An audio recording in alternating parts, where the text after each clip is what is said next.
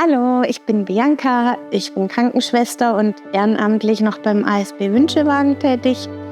Dass ich Krankenschwester werden will, das war schon sehr früh klar, mit 12 Jahren beim Besuch im Seniorenheim.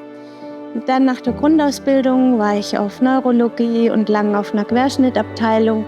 Und dann war klar, ich will noch die Intensivweiterbildung machen. Auf der Intensiv hier in Ludwigsburg bin ich jetzt eben schon über 14 Jahre tätig. Und in meiner Freizeit dann eben noch hier.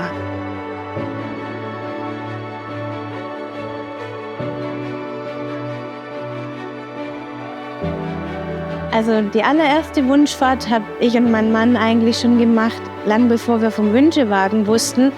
Ein Freund von uns hat einen Hirntumor diagnostiziert bekommen und wollte so gern noch mal in seinem aufgemotzten Seat Ibiza fahren. Und mein Mann dachte, den können wir ja nicht reinsetzen. Und ich habe gesagt, ich kann dir den mal reinsetzen.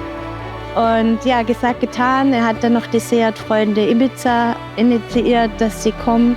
Und dann haben wir einen großen Autokorso mit an die 15 Autos gefahren mit Peter zusammen. Und das hat ihn ganz arg gefreut.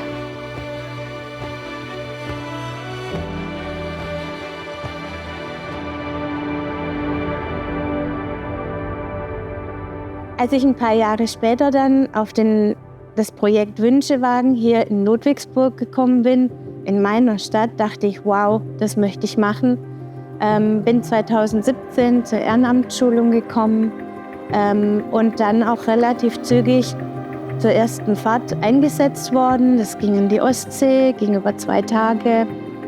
Ja, war und ist immer noch ganz besonders und aber auch alle anderen Fahrten. Wir waren am Bodensee, auf der Zugspitze, nochmal in den eigenen Schrebergarten fahren oder einfach zur Beerdigung des Mannes. Und jede für sich ist immer was ganz Besonderes.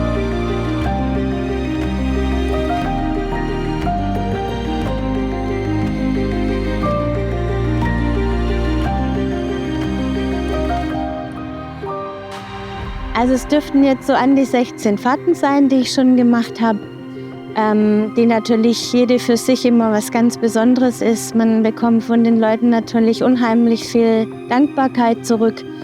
Aber das andere Besondere daran ist, ich komme hierher, kenne auch die Kollegen oft gar nicht, mit denen ich an den Tag diesen Wunsch gestalte.